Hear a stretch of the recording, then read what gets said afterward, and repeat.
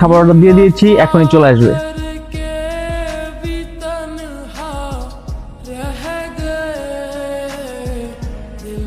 কি ভাবছিস তোর সাথে আমি এখানে পরকীয়া করতে আসছি?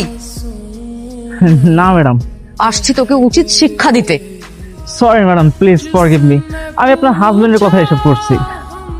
ওর হলো ওর টাইট করতেছি, তোদের দুইটাকে আমি পুলিশে দিব। আমার সাথে প্রতারণা, তাই না? ম্যাডাম, আমার জীবনে পুলিশের খাতায় কোনোদিন নাম ওঠেনি, প্লিজ এই কাজটা করবেন না। ঠিক আছে, কান ধরে অভ্যাস কর।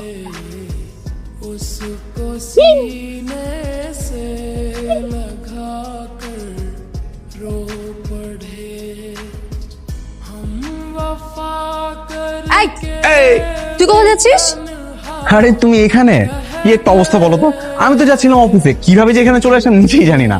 আচ্ছা, রেস্টুরেন্টে যত চলে আসছো, ভালো মন্দ যা ইচ্ছা খাওয়া দাওয়া করো, তারপর সাবধানে বাসায় ফিরো। হ্যাঁ, আমি আপাতত অফিসে যাই।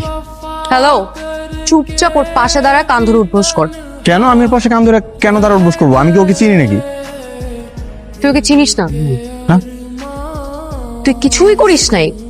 না।